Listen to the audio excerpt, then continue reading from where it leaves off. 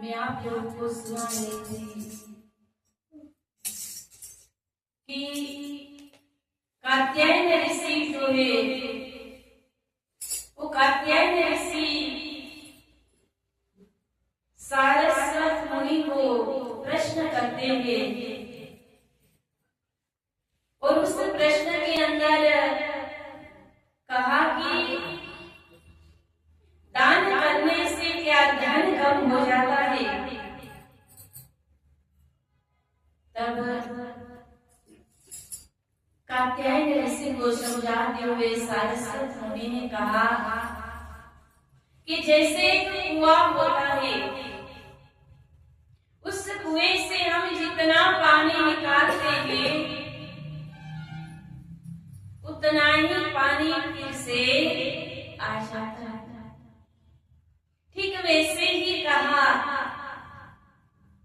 कि दान करने से कभी भी धन कम होता नहीं।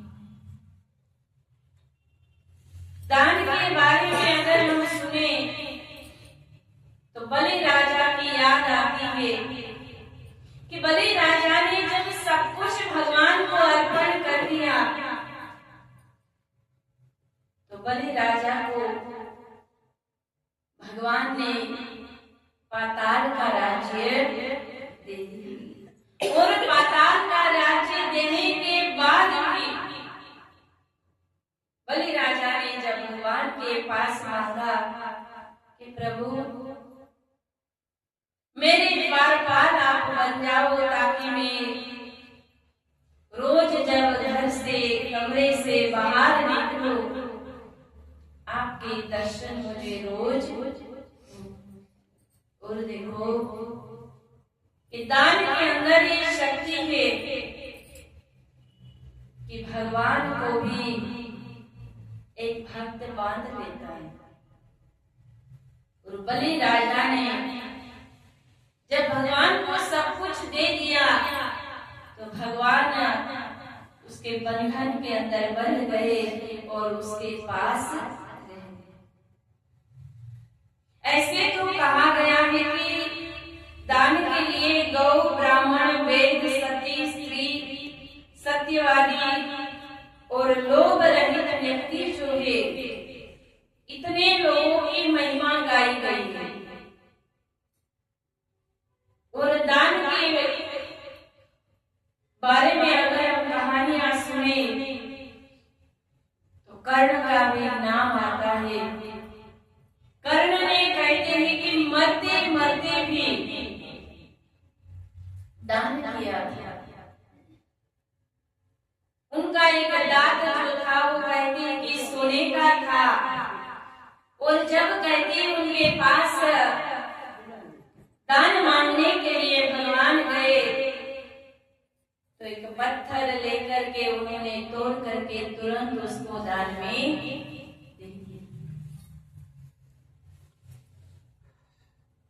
पर आज हम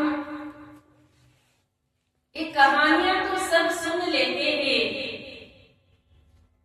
पर अपने जीवन के उत्थान के लिए अपने जीवन के कल्याण के लिए कभी कर्म करते। और अगर हम अपने जीवन के लिए कर्म करें आगे बढ़े तो शास्त्रों के अंदर जो बात बताई गई है, शास्त्रों के अंदर जिनकी महिमा गाई गई है उसके अंदर कहते हैं कि पांचाल नरेश जो थे वो पांचाल नरेश ने ऐसा दान दिया था कि उनके दान के कारण पांचाल नरेश को कहते हैं कि स्वर्ग का राज्य मिल गया। जब पांचाल नरेश को स्वर्ग का राज्य मिला तो पांचाल नरेश ने सोचा कि अगर मैंने थोड़ा सा दान कर दिया और मुझे स्वर्ग मिल गया है, अगर मैं स्वर्ग का भी दान कर दूं तो मुझे क्या मिलेगा। और जब उन्होंने कहते हैं कि स्वर्ग को भी दान में दे दिया इंद्र को, थे उनके पर प्रसन्न हो गए और पांचाल नरेश को कहा कि पांचाल नरेश तुझे क्या चाहिए, मांग ले, आज हम सब आपके ऊपर प्रसन्न हैं। और तब कहते हैं कि पांचाल नरेश ने भगवान के पास क्या मांगा होगा। पांचाल नरेश ने भगवान के पास मांगा कि हे प्रभु मुझे इतना वरदान दे दिए कि मैं जन्मों जन्म तक आपकी भक्ति करता रहूं और आपकी सेवा करता रहूं। क्योंकि भगवान का भक्त जो होता है वो भगवान के पास यही मांगता है क्या, भक्ति दान मोहि दीजिए गुरुदेव ने दे और नहीं कछु चाहिए,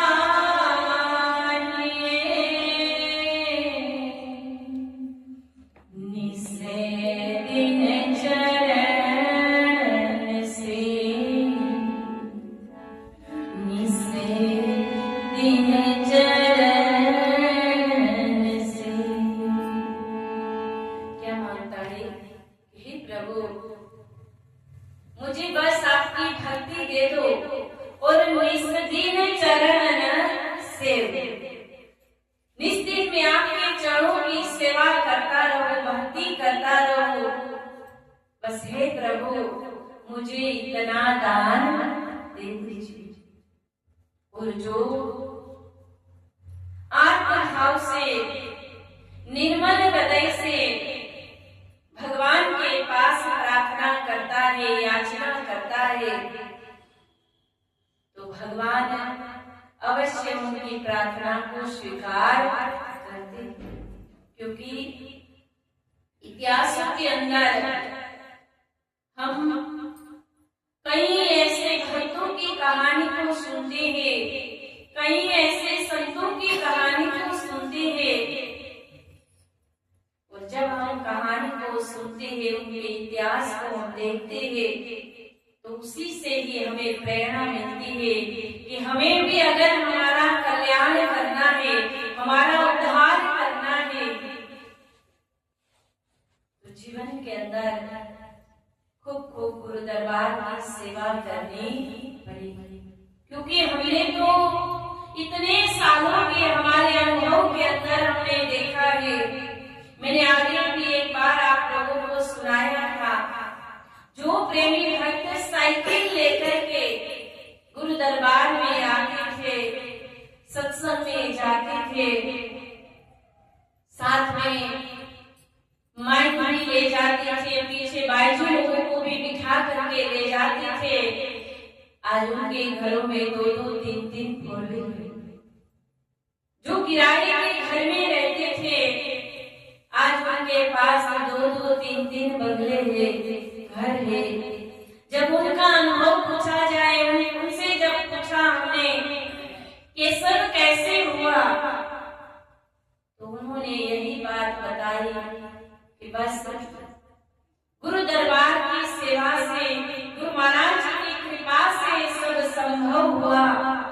हमारे अंदर ना बल था, ना बुद्धि थी, ना धन था, गुरु महाराज ने ऐसी कृपा कर दी कि उनकी कृपा से सब कुछ मिल गया।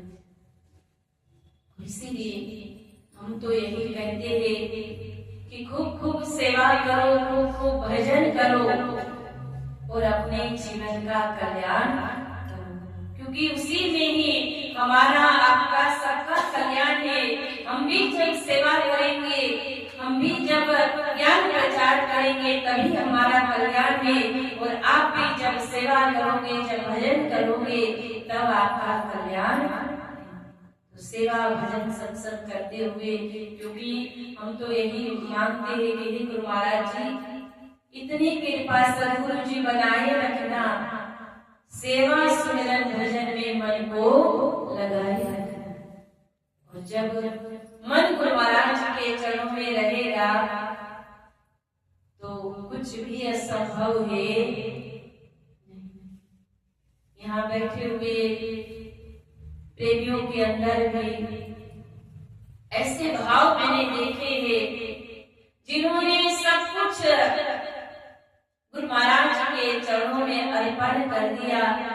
आज उनके जीवन को देखो, उनकी श्रद्धा और भाव को देखते हुए गुरु महाराज के प्रेम को देखो, उनके पास भी कभी उनके अनुभव को सुनो, तब पता चलेगा कि गुरु महाराज जी कितनी कृपा करते हैं। इसीलिए गुरु महाराज जी की कृपा को प्राप्त करने के लिए खूब खूब भजन और सेवा करें। इतना कहते हुए अब आरती होगी, उसके बाद आप प्रसाद लेकर के जा सकते हो। बोले श्री आनंद